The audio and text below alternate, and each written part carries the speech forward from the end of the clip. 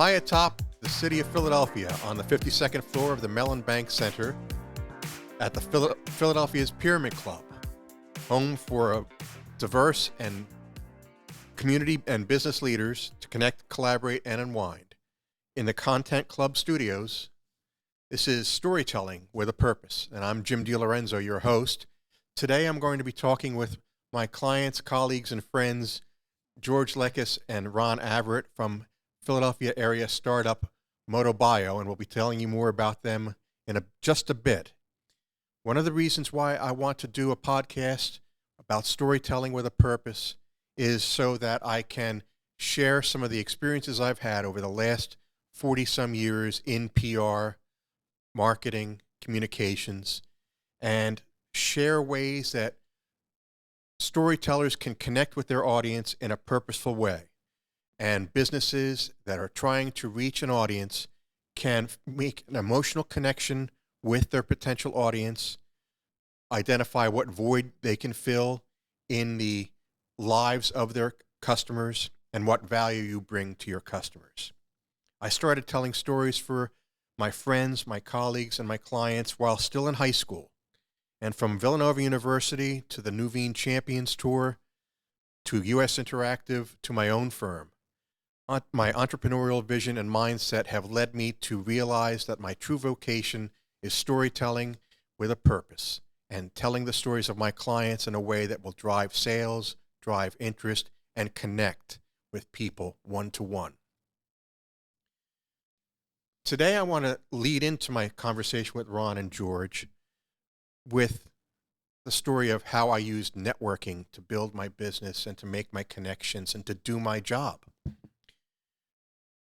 In March of 2022, just coming out of the pandemic, I was invited to an event at the Palestra here in Philadelphia, Coaches versus Cancer March Madness kickoff breakfast.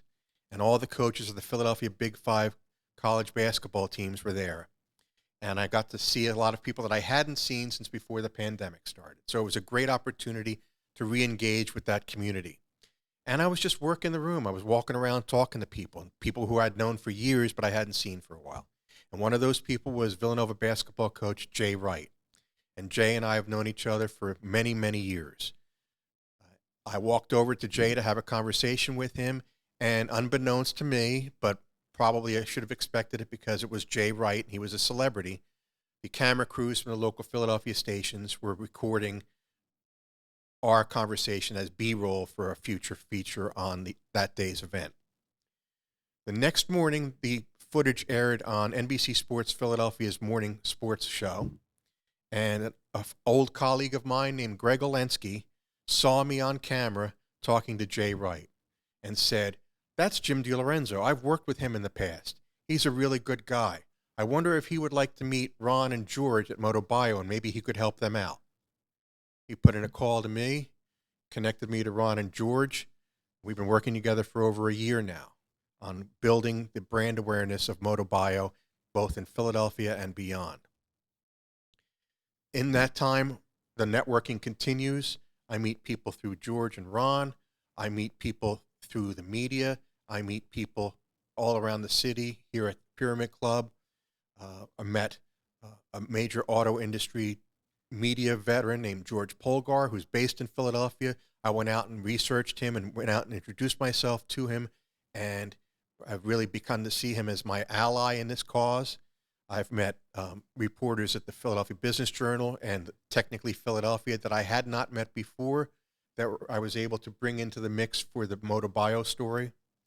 I connected with an old friend of mine who is a executive producer and host at SiriusXM's Business Radio on Channel 132. We were able to have George on the show earlier this year, and we're looking forward to another opportunity there. But it's all built on the networking. I don't do any advertising. I don't do any real marketing for myself other than to get out there and make myself visible and meet people and start telling stories. So one of the stories that I'm telling over the last year or so is the origin story of Motobyo and what they do and who they are and how they can help people. So I would like to begin my discussion with Ron and George with a little bit about yourselves. George, I know that you're a lifelong auto industry um, sales and retail sales and online sales expert. You started Motobyo with a vision for creating a pricing tool that would help determine the highest value for a used car. And Ron, you've been an executive in tech and in finance and other areas. You work with startups. You've got a great executive and marketing leadership skills.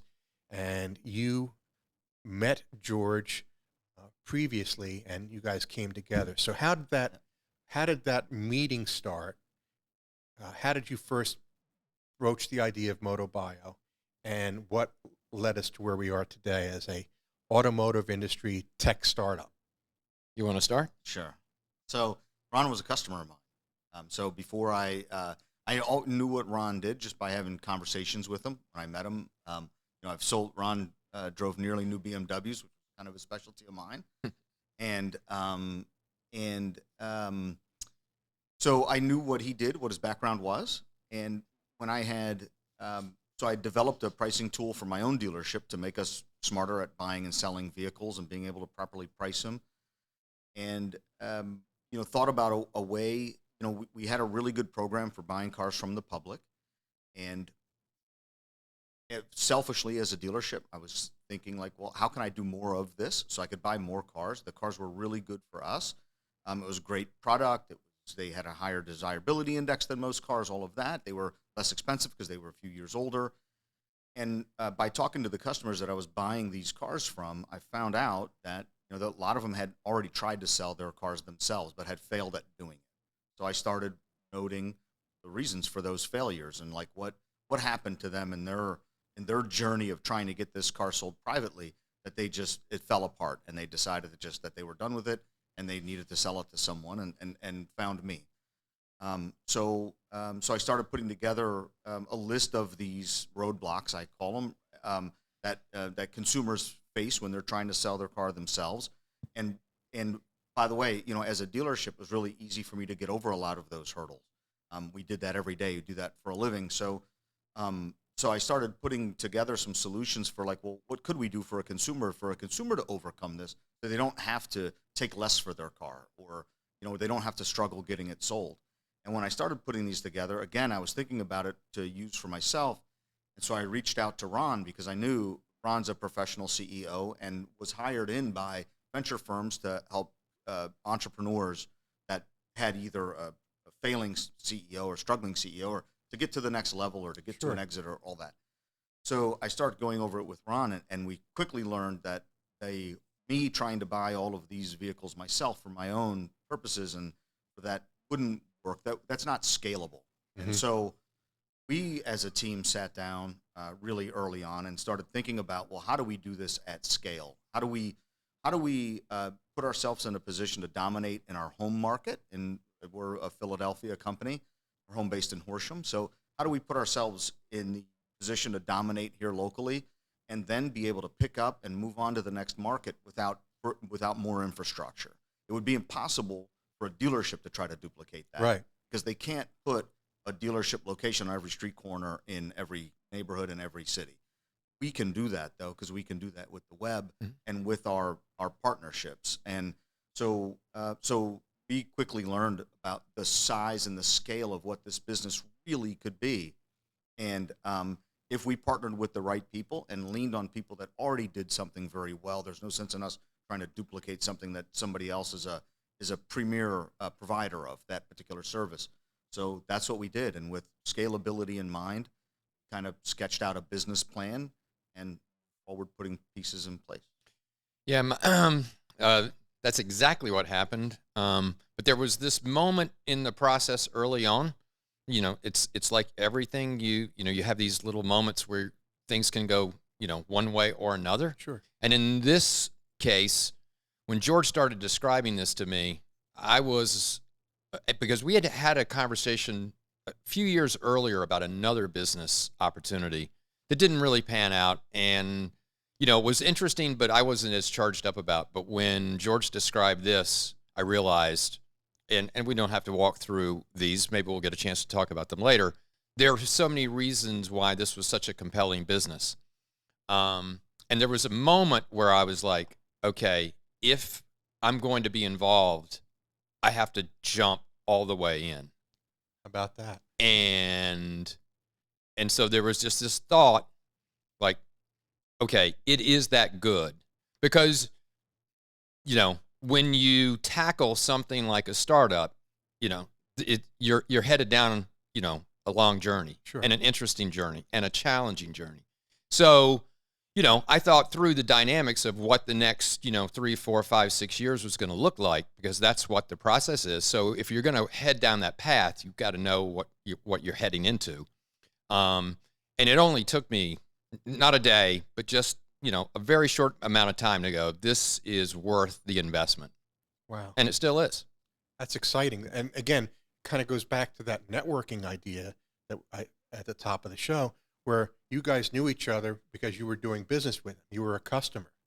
And then you became friendly with them.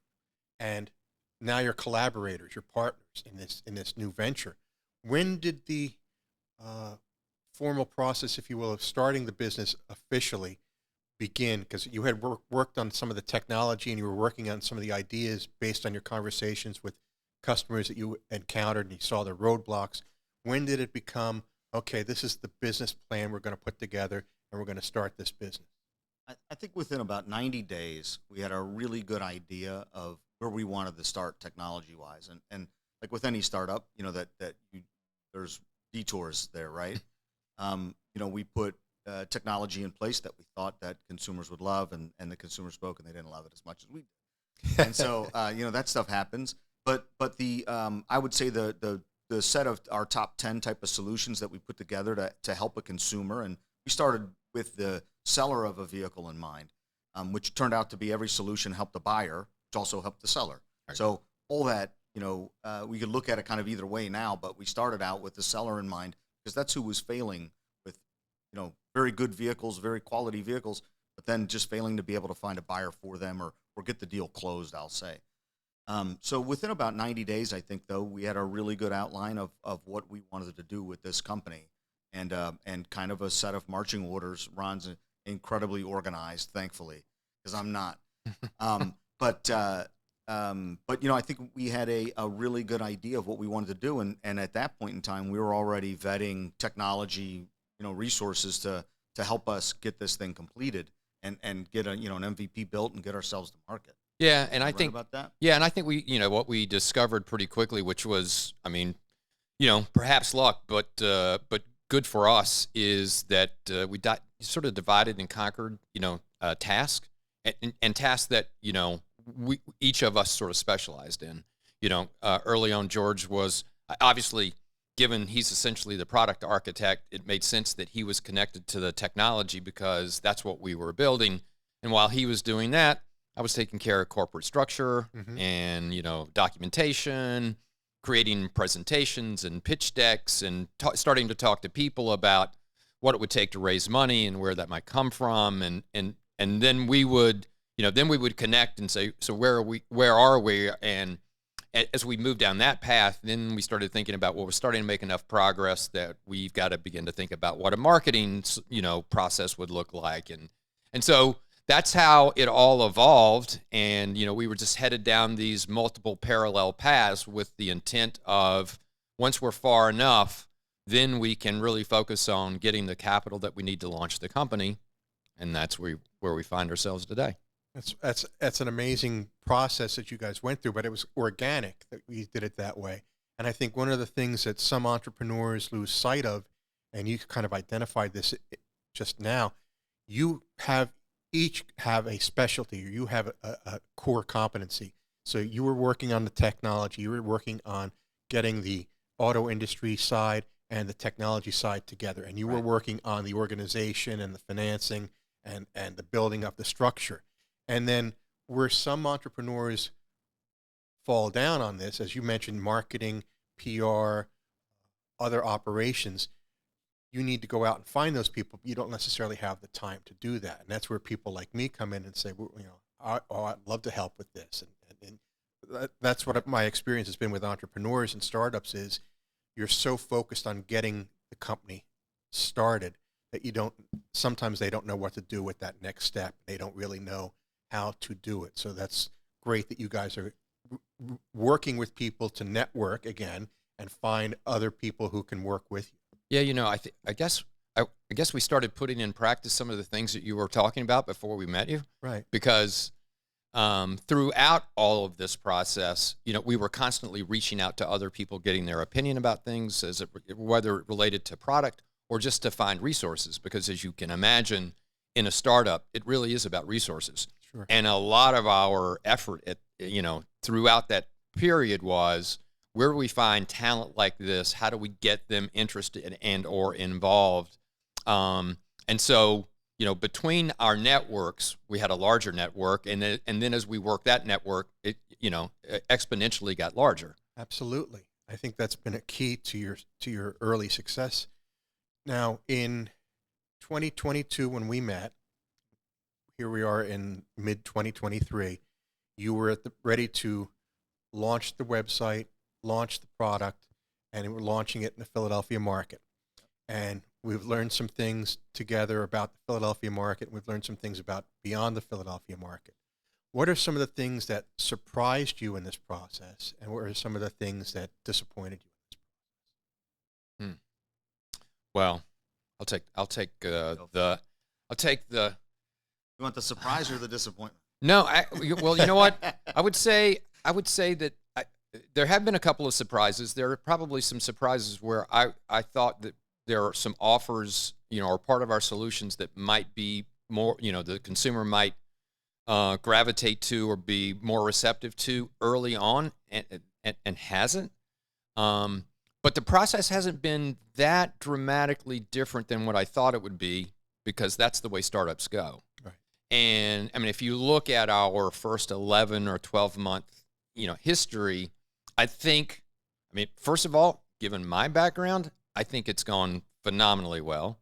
If you take a look at the first sort of quarter of our existence, we took all of these best thoughts that George had when we were creating the product and the technology, getting the consumer's feedback, and then pivoted really quickly to sort of reconstruct the marketplace. And then taking that feedback, we began to feed that into the marketing engine and fine-tune it. And then we began to bring in, sellers as part of the ecosystem. And now that we've begun to bring sellers into the ecosystem, we're beginning to attract buyers. So, from my perspective as the CEO, most important thing is the validation of the business is matchmaking buyers and sellers together. And we can see that it's right in front of us. And that with this next round of capital, this next round of capital for us is really about changing the math. I don't think it's necessarily validating the business model. It's just accelerating the math and letting the rest of the world know what I think we already know, that we've got the formula. So now it's not a matter of, if, now it's just a matter of when. Okay. All right. And to that point, and you kind of touched on surprises and disappointments, but for our listeners today, George, in your own words, describe the purpose, the vision for Motobyo overall. Well, Motobyo, we built the company to help consumers. That's at the at the core. It's to help consumers who are in a position where they have a vehicle to sell, and they want to, and for the most part, they want to get the right price for it. They don't. We offer the ability for a customer to sell a vehicle fast, and that works for a lot of people. But a lot of people want to also maximize their return. It's a large investment, second largest item you're probably ever going to own besides your home. So to get the best return back, and especially like in economic times that aren't perfect for everybody, we've seen people sell cars on the platform and get 30% more than what their cash offer is. And our average vehicle that we've been pricing in the Philadelphia market on, there's been a $12,000-$13,000 vehicle recently. So to get an extra $3,000-$4,000 for your car, $3,000-$4,000 might not seem like a lot of money to everybody, but it's a lot of money to people who have a $13,000 car that they're driving. They'd much rather get 16 or 17, 13. And so we started out, putting solutions in place to help those customers that were, failing for no real reason other than being able to connect with a buyer and close a sale. And so, and that's still what we do every day. I think one of the things that you mentioned earlier today in our pre-show discussion is you mentioned the guy who brought in his car because he had a sinkhole develop in his backyard, and it was going to cost this much to fix the sinkhole. That's a rare one, though. But I think that's a great story. If you wouldn't mind sharing a little bit about the background on that. Well, yeah. So we had a customer from Bethlehem, Pennsylvania, who needed $30,000 like immediately because he's got a sinkhole and his house is about to fall into it. And so I haven't seen the photos myself, but I think one of our reps has. So anyway, the guy needed to sell a BMW little Z4 convertible as fast as possible, and contacted us for a price on his vehicle, which he got online instantly. He, with a couple clicks of his thumb, he got his offer and a location to go drop the vehicle off and swap it for a check. And it worked out for him perfectly. He needed the money for the car, and he had the car sitting in the garage collecting dust. He was probably already getting yelled at about it being there. And he went and collected his money and got his sinkhole problem resolved. That's funny, but it's a great way of people need that money, and they have this car that's just bothering them. The whole thought is on their mind. It weighs on their mind.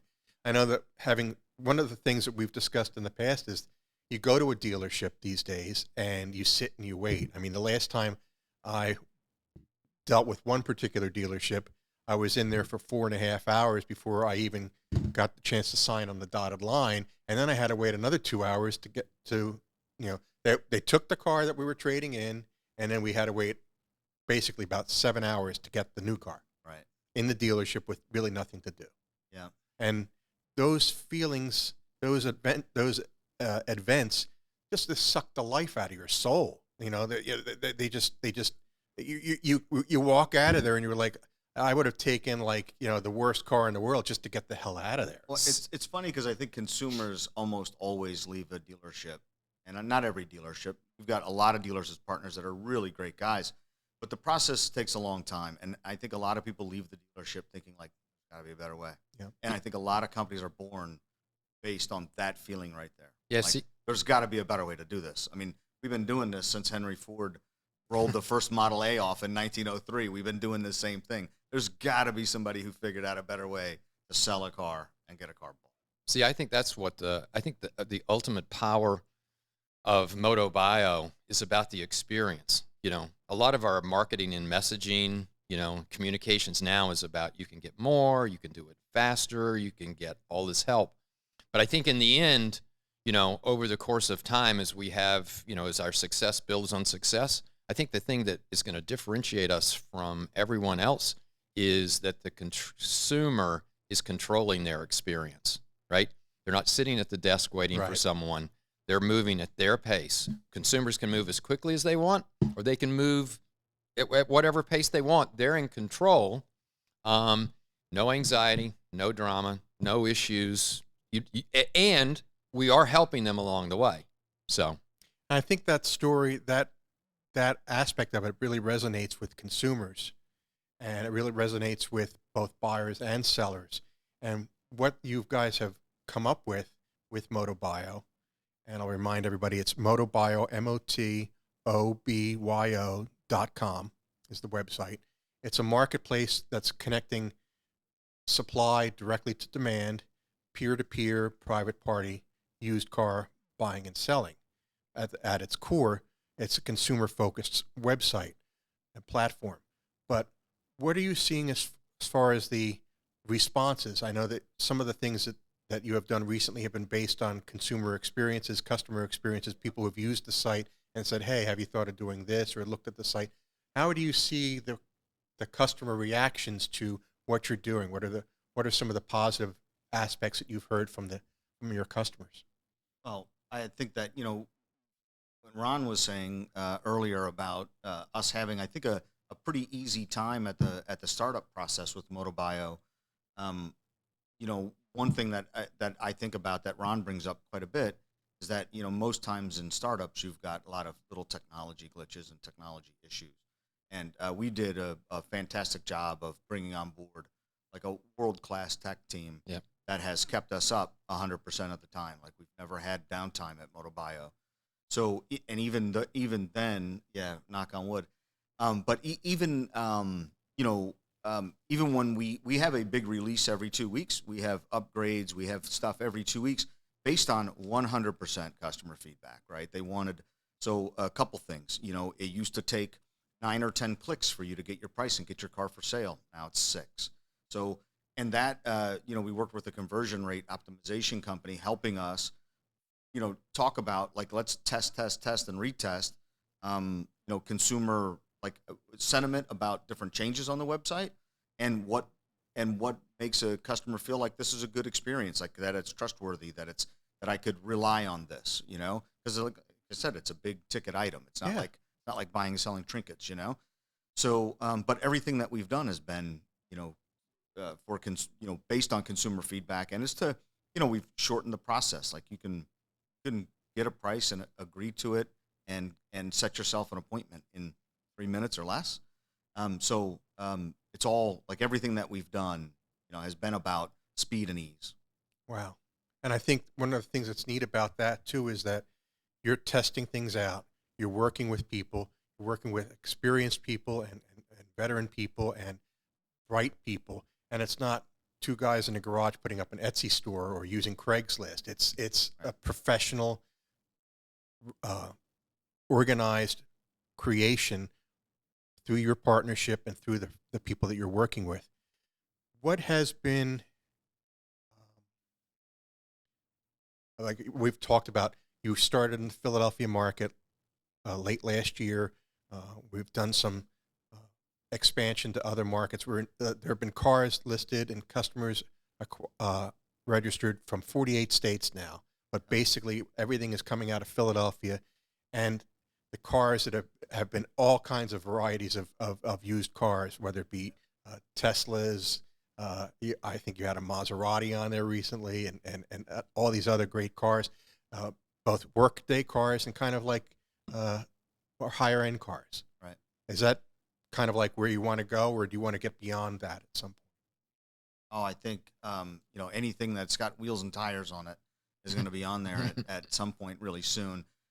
We've had a bunch of classics getting listed on the site, connecting buyers and sellers. So I think that's probably next for us. Classic vehicles there's obviously a lot more of them because they've been around for a long time. Sure. And so I think that, and then, motorcycles and other stuff. So definitely, I mean, there's, Ron will say it in some fancier words for you, but there's definitely a lot of business extensions here that come off of Motobyo, because the auto industry in as a whole is huge, and we've got an opportunity really to be involved in the conversation with the owner of a car from the time that it becomes used, like when they roll it off of the new car lot, till it needs to be recycled, and we're going to be in the conversation with those vehicle owners for a long time. Yeah, I mean, the core business will always be, again, because it's a large math equation, is the mainstream everyday customer. Because at least my vision of this, and the reason why I'm passionate about it, is, the everyday customer wins. This is the rare business model where you've got two happy customers sitting across from one another. Right. You don't have that all the time. Right. That's unique, and I think I feel like there's a responsibility here and our partners win too. So this is a crazy business model where everybody in the ecosystem wins. That in and of itself, I think, is phenomenally powerful. But the mainstream customer is where we'll always be, because first of all, that's where millions of customers are. But we can do these other things because in what it takes to support the mainstream customer, whether it's the marketing process, our auction platform, our general technology, we can take those same capabilities and extend them to classic and exotic cars or premium cars, and or to motorcycles or RVs or whatever that ends up becoming, downstream. And the essence of the business model still hangs together because there's still two parties sitting across from one another, with our end goal being to make a seller happy and a buyer happy. One of the other things I wanted to touch on, guys, is that it's an asset-free business model. So you're not opening up a car lot. You're not putting up a tower $8 million tower with the Carvana vending machine, and then having to figure out what you're going to do with that real estate once the Carvana vending machine is out of business. I love the idea of the asset-free business model that's able to expand and rapidly grow. And the other thing that I think is interesting about the way you've started the business is the partners and resources that you have brought to the table, whether it be U-Ship for transport, whether it be Carfax for vehicle history, the Zebra for insurance quotes, Credible for credit checking, and then the service providers like Midas, Meineke, Bridgestone, Firestone. And then recently you brought in J.D. Power's data to kind of like enhance the pricing tool and the vehicle valuations. Talk a little bit more about the partnerships and how that advances the asset-free business model for rapid expansion. Take it. Yeah. Yep. So you know this as well as I do. No, Yeah. take it. So yeah, I mean that's what I talked about early on about why try to recreate Firestone when Firestone does it so well. Like they're a national partner with 3,000 locations. Like what it would take for us to recreate that, we couldn't do Motobyo too. Right. We'd be in the service shop business. But that's what partnerships with people like Firestone and Midas and Meineke for pre-purchase inspections and vehicle evaluations. That's what allows us to perfect our marketing and perfect the business model here in Philadelphia and pick up and go to Atlanta next week and Orlando the week after and Chicago the week after with nothing more than turning on our marketing and letting our partners know we're in town. That's what rapid expansion looks like for us. And that's what that's going to be. It's not going to be us trying to set up infrastructure somewhere else. Our home base is Horsham, PA. We're not going to need another home base anywhere else. We're not going to need a glass tower, as you said, right? in every city to help promote the business, because that's just not what our model is. Motobyo is not a car dealership. We don't have a dealer license. We don't take title to vehicles. We don't have that sort of I would say pressure of having to own each vehicle. And by the way, the monetary pressure of that, having to worry about vehicle depreciation and where are we going to store all these cars and do all of that stuff. That's all stuff for dealers to do. And There's a place, that those guys do. A lot of dealers out there that do a great job. But for us, we provide the technology that connects the buyer to the seller. That's it. And like a lot of tech businesses that have come out of basically an ancient industry with a lot of inefficiencies, like what Travelocity did or Uber did for personal travel and all of that stuff. That's what Motobyo does for vehicle sellers. And it's not that we're cutting out dealerships out of the process and just connecting buyers to sellers. That is what we're doing, but we're eliminating the inefficiencies that's in that wholesale process. And in there, there's $4,000 or $5,000 worth of inefficiencies just due to multiple people handling the same car and the transport back and forth and cleaning and auctions and this and that. Like you eliminate all of that, and you allow the seller of the car to get an extra $2,500, and you allow the buyer to buy it for $2,500 less. Both people are very happy, and they get access to inventory that they normally wouldn't have access to. That's another big thing, is that for the most part, our core inventory on the website that used car sellers are trying to sell is not a 1-year-old off rental car from Hertz or a 3-year-old off lease car from Toyota. Like they're mainly, 6 to 8 or 9-year-old, 10-year-old cars that are more desirable because there's less of them available and they're less expensive, so more people can afford them. That's a great model. Yeah, the desirability index on those is through the roof because so many more people can afford to buy it. And in that case, like I said, when you're dealing with a $10,000 to $13,000 vehicle and you can save somebody 25% on it, and you could help the seller of the vehicle get an extra 25%. And not sacrifice, anything, It's a win-win. And then, in addition to that, like Ron said, it's a rare situation where everyone wins. Right. Right. And the partners and the resources that you bring to the table too. You had mentioned earlier that it was an idea to help the sellers, and the idea was that we're going to put together the idea to get the vehicle history, a free inspection with recommendations. Then the buyer has the access to insurance and financing, and also the 50-state DMV services and the delivery services and the transport and the repair centers and those types of things. So really you're empowering both sides of the equation to do the job right without having to do it through a third party. Yep. Yep. Yeah, I think the asset-free aspect of our business model and the partner network that we've created is, I mean, it's effectively the secret sauce of the business model, like the pricing engine is the secret sauce of our technology platform. I mean, I make this, I guess I juxtapose it in the industry. We see a lot of companies, we see a lot of dealers represent themselves as technology companies. Right. But we are really a technology company. Right. And that is the fundamental difference. And that fundamental difference is the reason, as George was describing, we can expand and expand efficiently and be profitable and all of the things that it takes to lead to longer term success. That's the secret sauce. And that secret sauce, both on the technology side and on the partnership and resources side, for the easily replicable and business model that can be expanded to other markets. How does that resonate with potential investors? I know that you're in the midst of a fundraising round right now for capital. What are some of the things that investors ask you about that really resonate with them and you think attract them to Motobyo as an investment? Well, I'm going to give you a real answer to that. Okay. And the first part of the answer, which is something I always think about, having done this for a long time, is you have to actually sort of overcome the hurdle of the historical stigma of marketplaces and the challenge of building a marketplace. Right. Because historically, you didn't have the kinds of technologies and capabilities that exist now in digital marketing.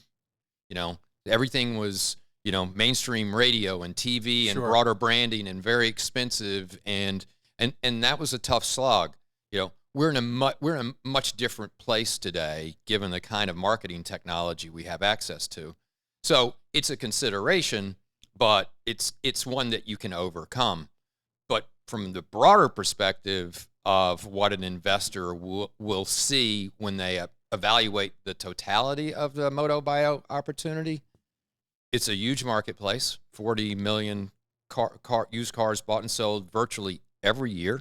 And typically the worse the environment, the better it is for the industry, which we don't wish on anyone, but it's still good news for us. Sure. So it's a huge industry. It's a value proposition, which we've been talking about now quite a bit, where everyone wins. Who doesn't want to be in a business where, you know, consumers win? And we have a business model that has this secret sauce that allows us to be profitable. So you're in a large business, you've got consumers that win, you can be profitable, and because of our expansion capabilities, you can grow at an accelerated rate. Those four items equal value creation to me. And I think the average investor that takes a look at the business and kind of gets past, oh, it's used cars, Right. or it's a marketplace, and just looks at the fundamental dynamics of what it takes to drive a business to success, would see what I see, which is like a ridiculous amount of opportunity. That's exciting. That's a really exciting proposition. And when you saw it as an exciting opportunity when you got involved, you saw it as an exciting opportunity when you decided to do this. Right. You're bringing in team members that share that excitement. You're bringing in partners that share that excitement. I know I share that excitement, and I love what you guys have created and are building. Are there people that you think need to know more about this? Or there are people that you would love to see take a greater look at Motobyo and what you guys are doing? Is there a particular audience that you want to reach that you haven't reached yet? Well, we want to reach all audiences because all audiences are potentially customers and or investors. Right. I don't know. What do you think, George? I don't know. That's a good question, Jim. Yeah, it really is. I think Like what audience? I think this is the way I perceive the business. Again, there are these underlying advantages all along around the business model that, again, as you can tell, get me excited. The expansion, the fact that you've got these expansion opportunities, and we've got product extensions, and we can create new businesses. Those are things that you can see just in front of us. But I believe, just like as we were talking earlier, that the consumer, we talk about our value as we can get you more money or we can do it faster. But I think the consumer ultimately is going to tell us, no, it's that you bring my blood pressure down. You make it easy. Mm-hmm.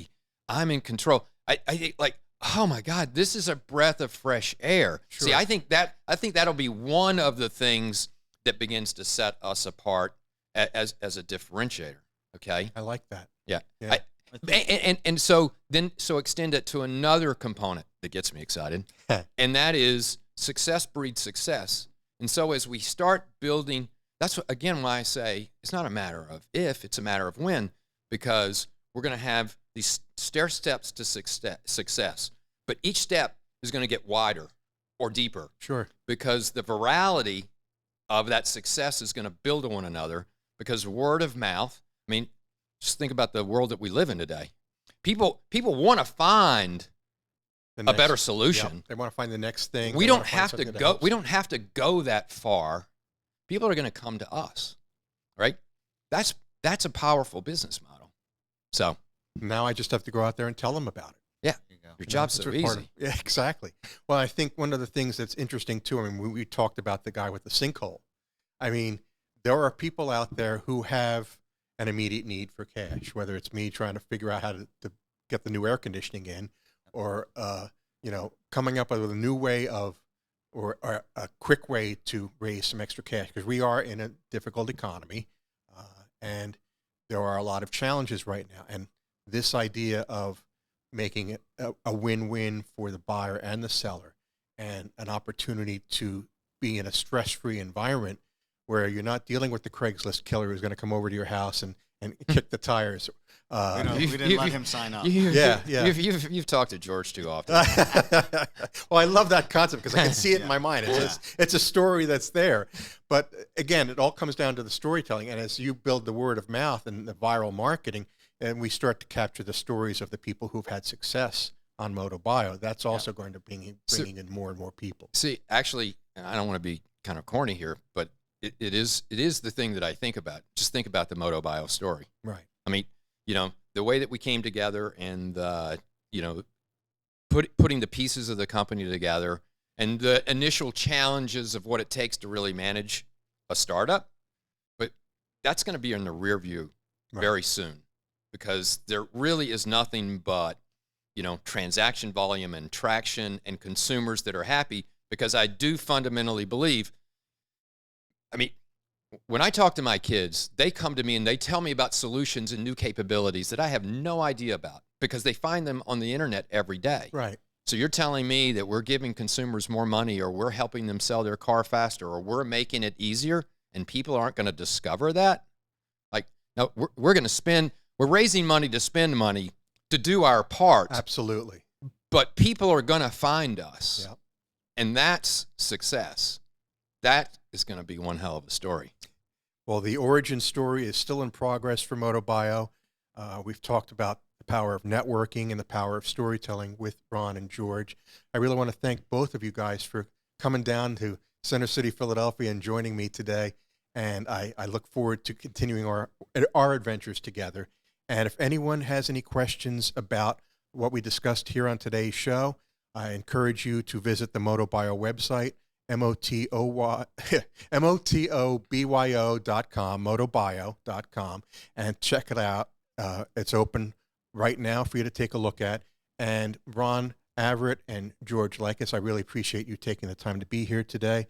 If anyone has any questions, I welcome the opportunity to interact with you off the show, or perhaps on the show at some point. You can reach me by email at jim@jhdenterprises.com. I'm also available by phone, 215-266-5943. My website is jhdenterprises.com, and I'm on social media, both on Twitter, Facebook, YouTube, LinkedIn, and Instagram. So you can find me there. My Twitter handle is @jhd16. I look forward to seeing you all again very, very soon. Again, George, Ron, thank you very much for sharing your story with me today. And we'll see you next time here on Storytelling with a Purpose.